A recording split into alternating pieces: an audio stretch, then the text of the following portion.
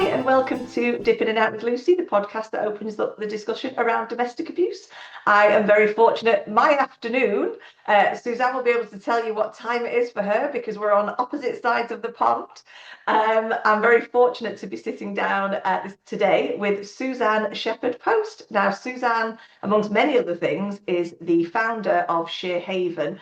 I'm not going to explain what Shear Haven is because Suzanne is the person to speak to about this. But what I do know is it's an incredible organisation, and the work that she is doing to change the kind of narrative and understanding of abuse in a day-to-day setting is phenomenal. So, hello, Suzanne.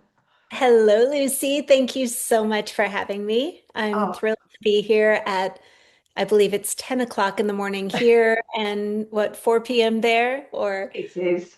It yeah. is. Oh, well, you look fabulous. I look like I've been dragged through a hedge backwards, and you look like you just, literally stepped out of a salon, as the adverts Oh my say. goodness. You are too kind. Thank you Oh. for, I'm heading from here to the salon, so I have to be somewhat put together and ready for the day. But I'm so grateful to be here. Thank you. As I just said, with the salon, I am also a stylist and salon owner here in Nashville, Tennessee. I'm actually just south of Nashville. Let's be accurate. I'm in Franklin, Tennessee, but I've been in this industry for over 30 years, and I'm also a survivor of domestic violence. And that path as a survivor combined with my experience behind the chair, inspired me to start an initiative called Shear Haven alongside the YWCA here in Nashville and Middle Tennessee. The YWCA is the largest domestic violence service provider here in my region. And so they were the perfect partners to come together and create a training initiative that educates my industry about the signs of domestic violence and the resources that are available in our communities that can help our industry support our clients in a different way. And uh, it's very unique. Our industry cultivates relationships and often long-standing relationships. Some of my clients I've seen every 3 weeks for over 30 years, which Wow. is more often than a lot of them see their best friends. Yeah. It's very special. And so in that setting, in the chair setting, especially when we are also given this gift of touch, I think people sit down and have us put our hands on their head or on their shoulders, and you can feel them just kind of melt into the chair. And in that safe space, conversations that I don't think they even expect start to unfold. Yeah. So, utilizing that relationship in a really intentional way has allowed us to reach people not only here in Franklin or Nashville, Tennessee, but across the pond to where you are and far beyond, which I'm so grateful for. It's incredible work, and I literally just messaged somebody before the episode saying, I'm really looking forward. I mean, I always look forward to recording episodes, but this for me, and I think with the background I had working for my local domestic abuse charity and some of the initiatives they were looking at, and this is such a big part of it. And I think what you're doing is incredible. And as you've just said, so many of these relationships, I think anybody who's listening, we all know that, especially if we've trusted our hairstylist for, like you say, going on decade after decade, many of us do stick with the same people because we trust them, because they know us. They probably know more about us than our work colleagues or anybody else. We confide in them, we talk to them, and they become a very big part of our lives. And like you say, it's that connection. And I think for a lot of victims and survivors in those settings, being able to talk, being able to be open and honest and safe, um, and it's that two-way street, isn't it? Because then for the actual professional themselves, if they have somebody disclose and they go, oh my God, I've got no clue what this is about, and I've never experienced it myself, or I don't know enough about it, it can make them feel like they're kind of out of their depth, can't it? It can. Absolutely. Of course, this initiative started in 2017. And I I can look back over years before that and think of times that people either um, disclosed bits and pieces of their story that had I been a little bit more aware, prepared, I would have handled very differently. I've also, as a person, as a stylist in the salon or as a salon owner, I've overheard conversations that, quite frankly, were not handled well. People that cared so deeply about their clients that they would hear how things were going with their husband or with a boyfriend or girlfriend that they might have been in a new relationship with, and meaning well, given terrible advice about just kick him to the curb, or you need to just stand up to him and tell him that's not okay, or um, Yeah, things that we know how important safety planning is, and we know how it's not a typical relationship. There are very typical patterns in an abusive relationship, but it's not a normal relationship that you can just have a reaction like that and have it go well all the time. That could be something that seriously puts someone in harm's way. yeah, And so emboldening someone um, to respond in that way, and they trust us. We are not yeah, trained professionals, but we are trusted professionals. yeah, And so really elevating and being mindful of that position in our clients' lives is important. And my hope is to shift those conversations in a way, allow people to hold space and just be friends in a way that allows people to continue that trusted opening that they do, but with intention, knowing yes, that you don't have to be the therapist. You can be the friend or the yeah, support that knows the lovely, therapist, yeah, that's able to direct to the refuge or the hotline here. And so part of what we offer on our training on our website is downloadable resources that you can print and have available. We have a guidebook that we created with a curriculum provider called Pivot Point that breaks down all of the information that we have in our training in a printable resource that you could have tucked away in the break room or somewhere safe, that allows you to reference and go back and say, okay, in that training, I remember hearing that this, or this could be a sign that perhaps they're being isolated, or, um, I know that my client is very social and suddenly she's pulled back from all of her best friends and um, her family members, and she seems like she's kind of tiptoeing around her partner and seems a little afraid to ruffle his feathers. Is that something that is a sign? And they're able to pull it out and say, okay, these things are checking the box, and then here is the number that I can direct them to, yeah, or printing something that they can put covertly in a changing room, or someplace that feels safe for someone to look. And even if they're not ready to have a conversation, it gives them the awareness that they're in a safe space.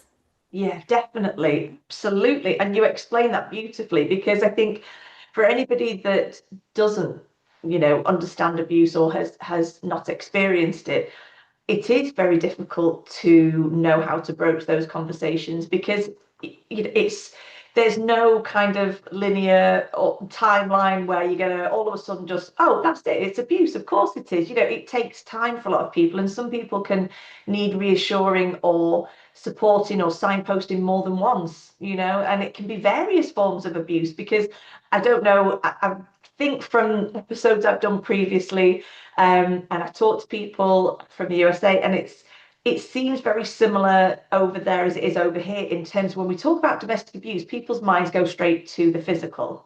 Exactly. And what we're trying to do is say, actually, and what I've tried to do with the podcast is say, well, actually, have you thought about the financial aspect of it, the emotional, the psychological, all those things that for a victim or survivor might say, well, they never hit me, so it can't be abuse. And so if somebody was sitting there, in the chair and they said, well, they've never hit me, so it can't possibly be abuse. And for a professional to be able to go away and say, actually, I think maybe by the sounds of it, if you don't have to, but if you want to, you can contact this organization, or your friends and family can, if you don't feel that it's the right time for you to do it, etc. It's all those lovely subtle nuances that you're putting in there, that is giving that person, really what we want is give them back that control, isn't it? Because that's the thing that they've had taken away. And not saying for 1 second physical abuse doesn't occur, of course, we know it does. But so often, the psychological, the emotional, when you speak to victims and survivors, it's those elements that take a lot longer to process, to come to terms with, to start to move forward. Because if your self-worth, your self-esteem, all those things are constantly being beaten down, and you're told you're not good enough, or you're not pretty enough, or you're not, young enough, or whatever it is, that has that mental scar, doesn't it, for people? And I think knowing that abuse is multifaceted, comes Right. in so many different forms and guises, that having those resources to be able to say to people, well, I still think, maybe you do need this support, and like stay doing it in that lovely compassionate way. So important. Well, and it rarely starts with the physical abuse. Yeah. And depending on where you catch someone in the cycle, we know that Mhm. it's secular. And so depending on if someone's kind of in the walking on eggshells part, or if they're in the honeymoon phase again after maybe a big blow up that they had a couple of weeks ago, it may be something that it takes time for it to fully unfold. And it can take a long time for someone to really grasp what it is that they're in, because it becomes so normalized. It's something that if you are living it day to day, it may not be clear or evident to you. And I know in my personal situation, it absolutely was not. I know that it was education about domestic violence from someone that I trusted and who I was close to Yeah. that ultimately opened my eyes. And even then, it took me a period of time to research and then second guess and question. And we cycled through many times from that day when she said the word abuse until the day that I finally left. Yeah. But because you have that hope that things will change. And so Yes. a lot of it is being able to recognize it and even very gently just say, that sounds really painful, hearing them and affirming what they're saying, that doesn't sound quite right. Yeah. Or very gently maybe pushing back on a narrative that they're being fed, not in a pushy way, because we know that it's a very personal decision. You Yeah. can't make that decision for someone, and you don't know when the right time will be. You want it to be their process and their decision when it's time, um, but allowing them to know that you are that person that's there and that cares about them and wants the best for them, and maybe not being afraid to use the word abuse if given the opportunity, Yeah. because there's real power in language. And I know, again, to pull back from my personal experience, I had people that loved me that said, this is a bad relationship, or a hard relationship, or a toxic relationship. But the thing that really mobilized me to do that research was the word abuse. And I I really, I think the more we can reduce the stigma around it and be willing to use real language when it's appropriate. You don't want to Yeah. throw it around all the time, but it really holds a different weight when used. And I know that it's what allowed me to safety plan and Mm. allowed me to be very cognizant of what I was in when I was going through the process of leaving. And Yeah. my situation was not physically abusive until the very end. I mean, in hindsight, there were moments where we would get in the car and he would drive recklessly or, way too fast. And I know now that that is a form of physical abuse. But Yeah. as far as the actual bruises or the things that I, in my head, called abuse, I did not experience the really dangerous part until the very end. Yeah. And so we know that the first couple of weeks to couple of months after someone finally takes steps to leave are very dangerous. Yeah. And so it is important for someone to really recognize that and know that what they're going through is that, in Yeah. fact, and then knowing what the professionals are, what the resources are in the community, because Yeah. no one is alone if they know what those support systems are. Absolutely. And I always, think when people are very open about their own experience, it's so important for the people to hear because I think sometimes we come together as professionals and it sounds like we're telling people what to do. We're not. And you're quite right. You're talking about your own experience and from that lived experience angle, I think it's so important that people understand that when you do have that personal on that lived experience level, you understand it on a much, much deeper level. And so from there, you're able to use that professionalism along with the lived experience to create something that you've created now, which is incredible. And I love what you were saying then, in terms of somewhere like the salon, for example, that might be the only chance somebody gets to have a conversation where their partner isn't there, isn't listening to everything that they're saying. And it isn't like we see in the movies, it all happens in one go and then they flee and that's the end of it. It doesn't happen like that. And again, you're 100% right. We know that the risk increases hugely when somebody makes that decision. And I always say, it's not easy to leave for anybody, and it depends on your situation.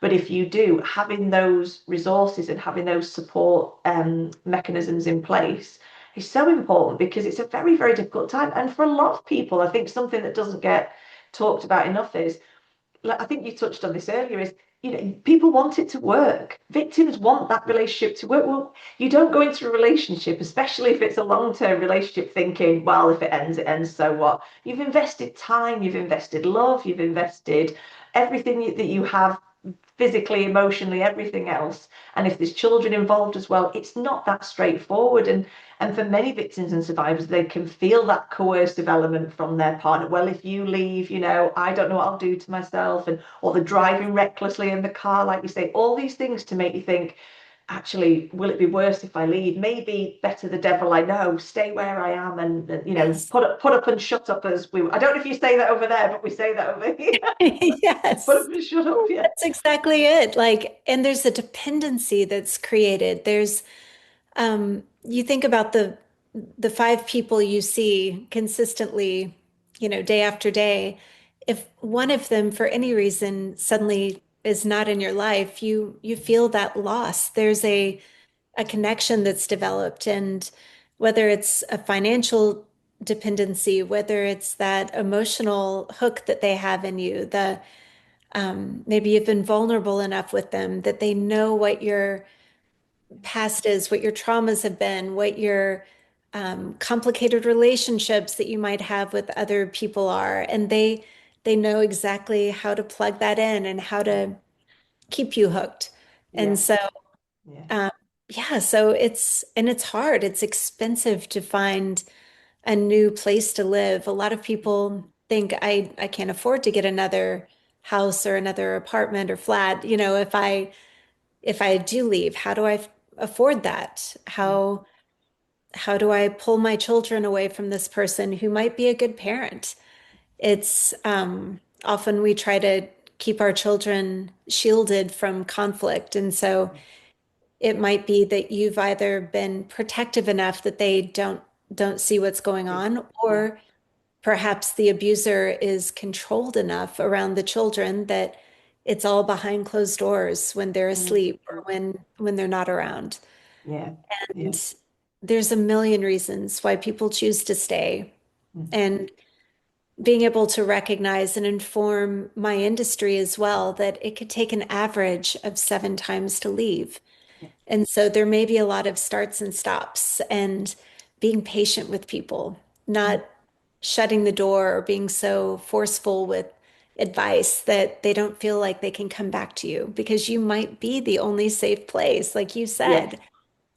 Yeah, and that's so true. And you know, you just hit the nail on the head there again. It doesn't necessarily mean that if someone opens up that they're ready there and then. It may be that they come back 3 weeks down the line. It may be they come back 6 months, a year down the line and start to process things. It is so individual, isn't it? I mean, the irony is all the behaviors of abusers are kind of textbook. You know, if you got every victim and survivor in one room and they all started talking about it, and go, oh God, yeah, oh yeah, yeah, yeah, you know, you Yes. can pull it all together.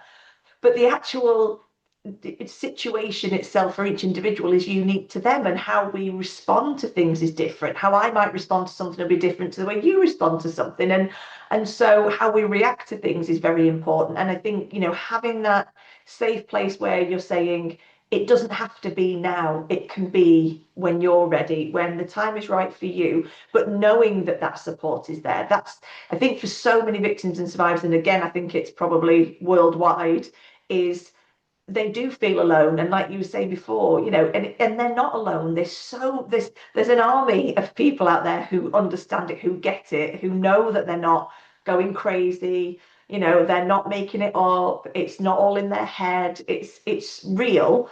But it takes time, and it takes time to process. And I think knowing that that kind of support is there when Yes. they're ready at a time that suits them, it's just is amazing. And it's almost like, because that support is there under the surface each time they come, it may be that they open up just that little bit more each time. And that's the key. You know, you can't expect, and if anybody sort of who's listening thinks it's a case of that's it, you've said it, so everything comes blurting out and you, oh, done and dusted, it's all that. It's not like that. It's a process. And anyone who kind of understands that trauma informed approach of trauma is a very, very complicated thing. You know, jumping because a cupboard door slams, or a car screeches, or you get in a car and someone's driving recklessly and it takes you back to those moments of your ex-partner doing that.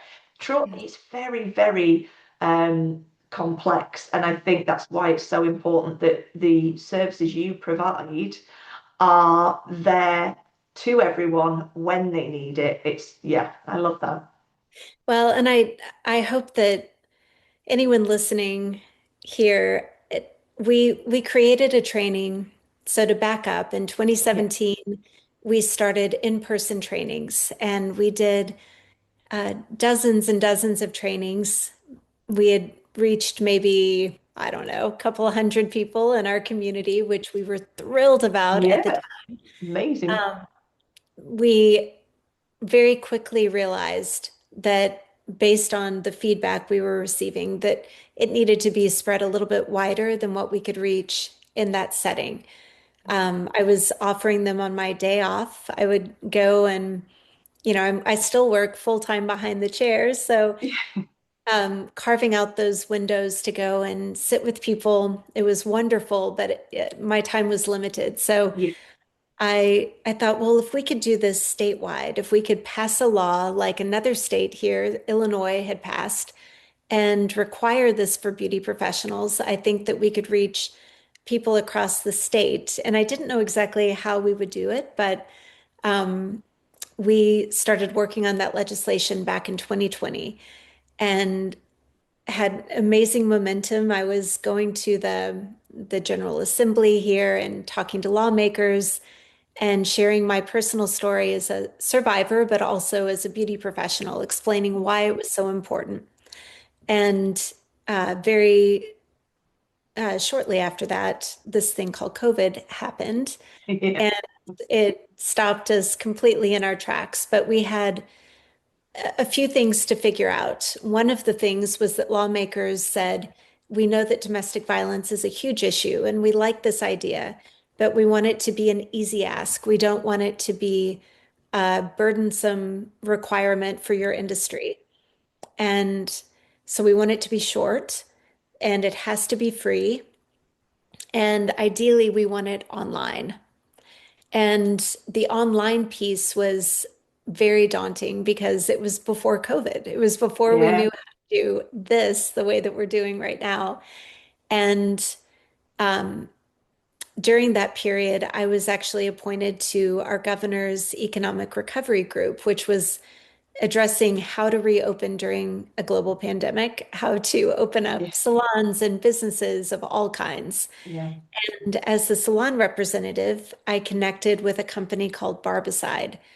They were the leading disinfectant company here in the US, and they had just launched a website that offered their disinfectant training online. And through that connection, I met their lead educator and said, is this something that you might be willing to provide on your website? Is there a way for us to provide this education and have you host it on your platform? And they said immediately, yes, we would love to. So we launched our online training. We had a very limited budget and we put it together back in October of 2020 during Domestic Violence Awareness Month. And overnight, we went from reaching hundreds of people here in Nashville, Tennessee, to, I believe, in the first 3 days, we had reached 5,000 people wow. globally. Oh, So, that's not amazing. just here in Tennessee, but on your side of the pond and beyond. I mean, we had people in the UK, we had people in Malaysia, we had people across South America and Portugal. And, it just absolutely blew my mind because Barbicide had quite a broad reach.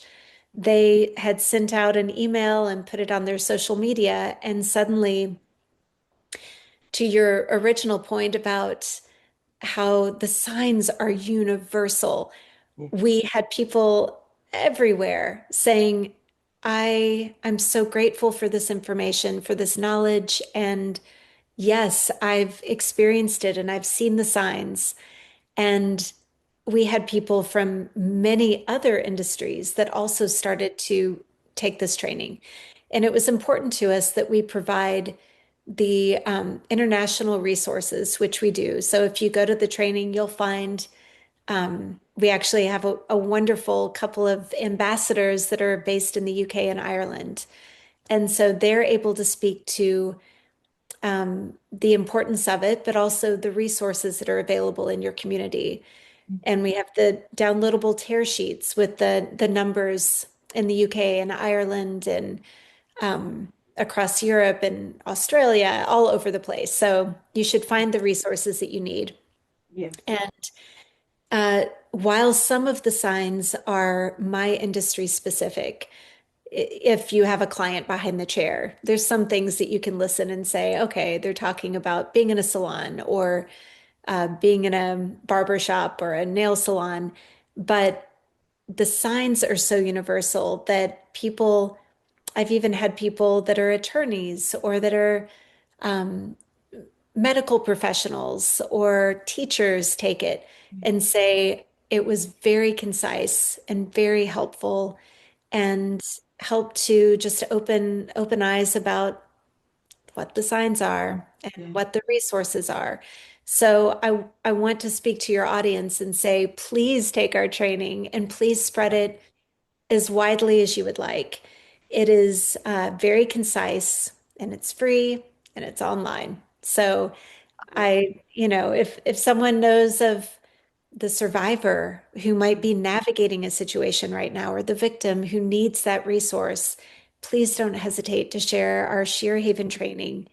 yeah. And hopefully it will direct someone that needs it to a resource that they can find that assistance. Yeah, absolutely. And again, I love the fact that, like you say, it's about it being concise because I think part of the problem when we talk about abuse is it's such a huge topic. It scares people and they think, oh, I'm intimidated by this conversation. And so keeping it concise, keeping it to those points where, if people then want to look a bit deeper into it, they can do, but to have that kind of base to go from Yes. is so important. And I think if more and more organizations did what you're doing, which is let's go concise, let's start from there. And also, you're more likely to get organisations to sign up and do it when they're, let's be honest, we know a lot of organisations go, oh, I don't have the time for this, I don't have the time for that. But actually, if it is concise and it is there and it is all, neatly wrapped up, they can just go ahead and do it. And like you say, it's not going to take them forever. And that's what's important. And also, it's not going to impact them on that level where they think, I don't know if I can understand this. It's got Yes. to be it's got to be Simple. approachable, hasn't it? Yeah, it's got to be accessible and approachable. I think the way you've gone about it is absolutely fantastic, and that's what people need. And then they can always do more research, as you did yourself, and find out more.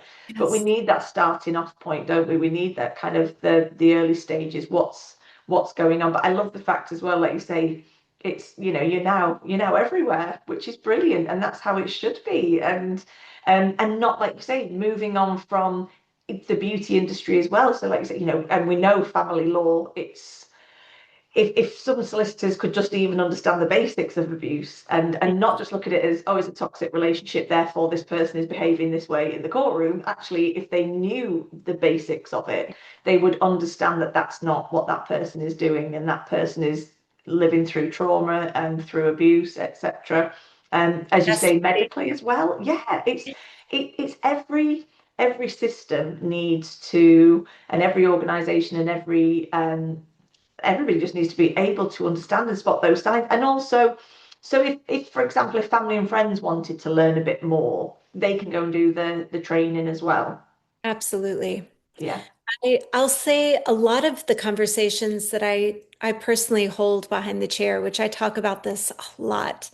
Of course, my clients know that this is my passion project and know that I now wear the hat at times of being the advocate, or we, we passed a law here in Tennessee that requires this for all of my profession. And now we're also working on federal legislation here in DC that will hopefully incentivize states to pass laws like we did. So I have a lot of these conversations with lawmakers on a regular basis or other advocates statewide that want to do what we did. So people in my chair will open up about they're very interested in this topic. And sometimes it's for my client themselves, but often it's for the people that they love that are, or their colleague, their friend, their brother or sister, their parent Mhm. that they are concerned about or that they've seen little glimpses of themselves, but haven't quite had enough context to piece it all together. Yeah. And so I always have the printed resources available to give someone a brochure and say, you can hold on to this. Feel free to reference it or, share this with that person that you love. Or here's a handful of them. Take them to your workplace and Yeah. Yeah. put them in your break room. Yeah. And uh, I feel like people are really hungry for it because we know if it affects certainly 1 in 4 people here in the US, 1 in 3 people globally, one in 3 women, I should say, globally, that that that's a wide net. That is a immense amount of people in any community. Anytime you have a group of at least 4 women, you look Yeah. around that group and say, at least one of you, maybe more, might be the one that needs that Yeah. resource. Yeah. And we know that if we're reaching that number of beauty professionals here locally, that in that group, there's a significant amount of them that might be the one that actually is touched by the resource. Yeah. And that, uh, some of the stories that have come through have been the person that saw themselves in the training. Yeah. And Yeah. um, my hope is that we're able to reach our industry as more of a standard, as a way to upskill our industry in a really significant way that allows the younger generation that's coming in to have a broader preventative movement. Think Yeah. of the Yeah. power of being able to reach thousands of young people in a community with domestic violence awareness. And we know a lot of the men that also experience it or that might be the perpetrator likely experienced it as children in the home. Yeah, And and that, so, yeah, yeah, absolutely. breaking that cycle. Yeah, it is, and it is so important. I think that I think more than ever now there is that chance of breaking that cycle because we are getting to that point where children are learning more and young people about healthy relationships. But I think if victims and survivors also understand, and family and friends also understand what abuse actually is, the chances are of breaking that cycle even more because then it's possible, like you say before, a parent may come across as a very good parent, but actually it's okay to say to your children, you can love that parent, but you don't have to accept the behaviour that's displayed. So if they are displaying behaviours that are unacceptable, that are abusive, it shouldn't be a case of, well, it's your parent. We know for decades it's been, well, it's your parents, so you just have to deal with it because they're your Yeah. parent and you do as you're told. Whereas actually now, because victims and survivors are reaching out for support and they are trying to understand it. And like you say, we know that for anyone that's experienced it, the situation they were living in was normal to them. But when you come out of that fog and you start thinking, actually, this isn't normal. The way I was spoken to, the way I was treated, the way that they behaved towards me, etc., and like you say, the children as well. Then you start to see that that's not normal behaviour, and then you can, lead on to that support for the children, so that they, as we don't want any child or young person to end up in an abusive relationship because they think it's normal because that's the pattern they've seen throughout their lives.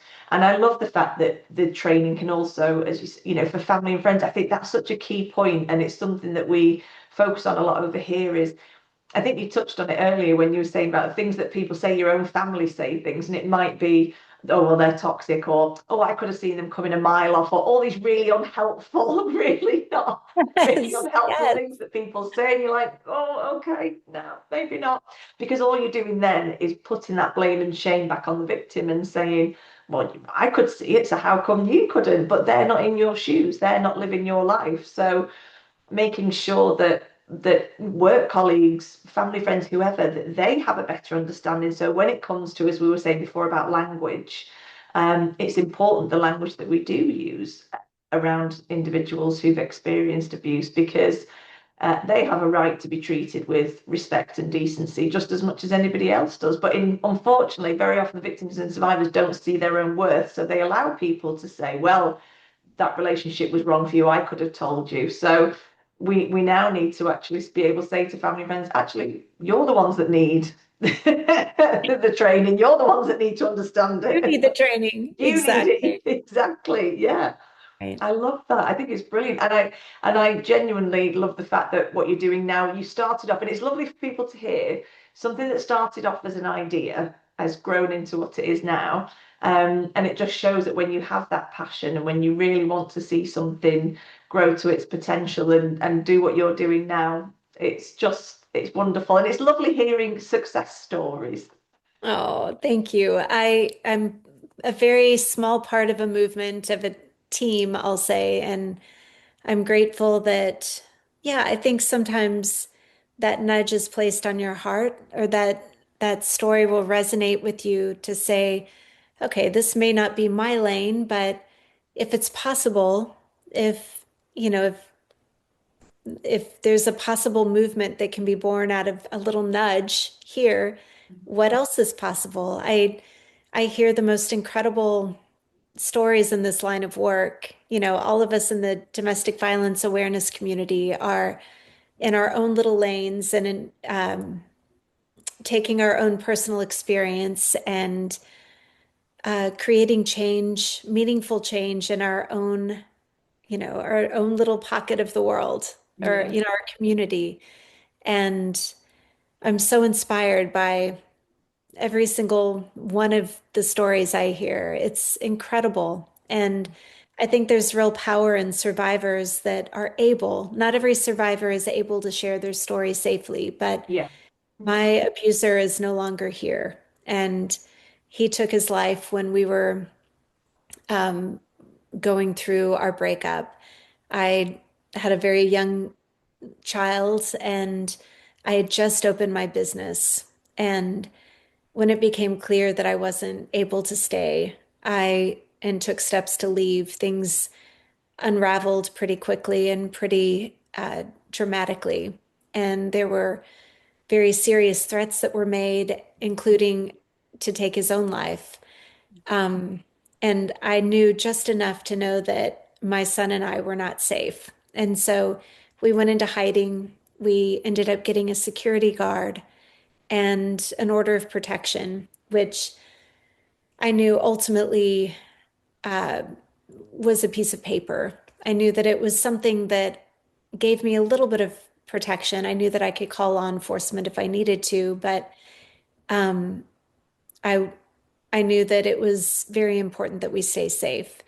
And ultimately, he ended up taking his own life. And in that moment, I knew that my son and I were very fortunate to be alive because of the threats Yeah, that were made. yeah, And um, I know that it's a very daunting process to walk through that type of season, but that there is incredible life on the other side of it.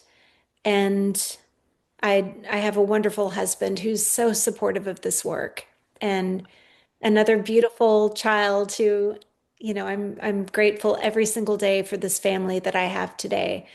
But I also know that I am in a unique position to share the story. Um, and with my son's uh, blessing at this point, this is also his story. And so I as he's now a 20-year-old man, being able to get his permission to um, know that his story is part of this hard yeah, path.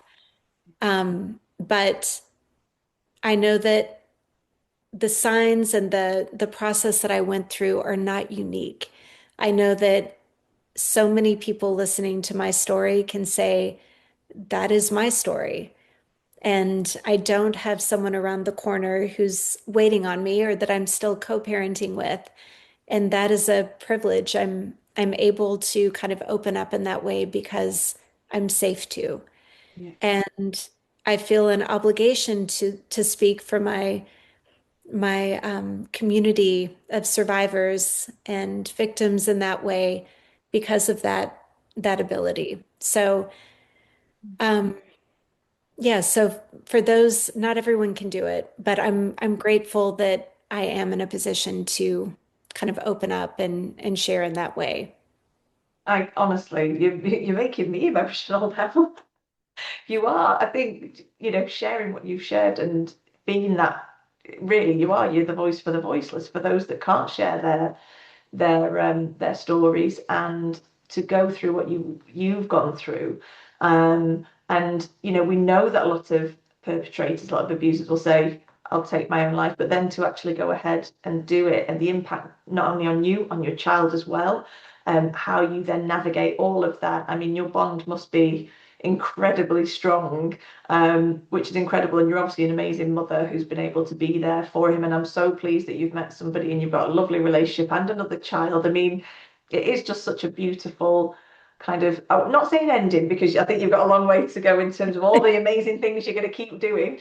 But it's a lovely part of your journey that you're on now, that you are in a good place, and for people to see that, and people will be able to relate to your story and say, okay, well, this has happened, but that doesn't mean I can't then move forward and be happy in life and have a life I deserve, a life I deserve to live.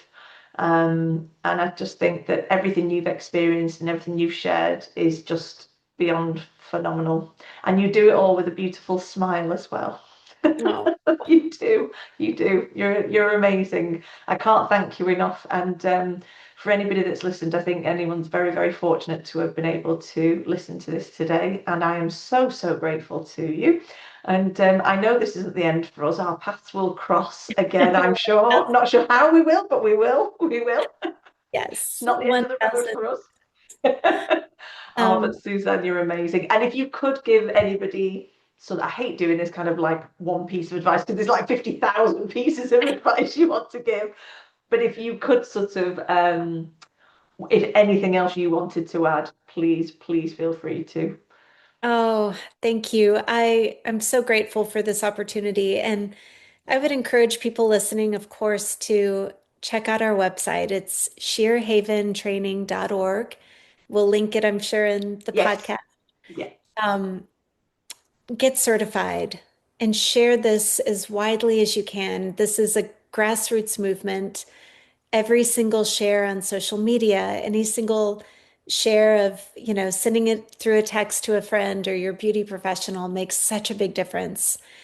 And yes, I would just say for those that are listening that are still in the cycle themselves, to keep putting one foot in front of the other and know that you're not alone, that we are a strong and mighty community of supporters around you, and just to keep moving, that there is beautiful life on the other side. And I know it's not easy, but there are resources, there are helpers and caring people that want to be that support. So allow yourself to be supported if you need it. And if you're in the position like I am to be in a safe, solid place, keep your eyes open, get educated, and approach the world with a little more compassion and empathy, knowing that there are people all around us that may be in the middle of a really difficult situation and need us. So, just Absolutely. approaching the world with that space, that heart. That's a beautiful way to sum it up. Absolutely stunning. I couldn't add anything else. That was perfect. It absolutely was. Keep moving. I love that. I absolutely love that. Oh, Suzanne, thank you so, so much for taking the time today to be with me. It's been an absolute honor and privilege. Oh, Thank thank you. you so much. Thank you. Where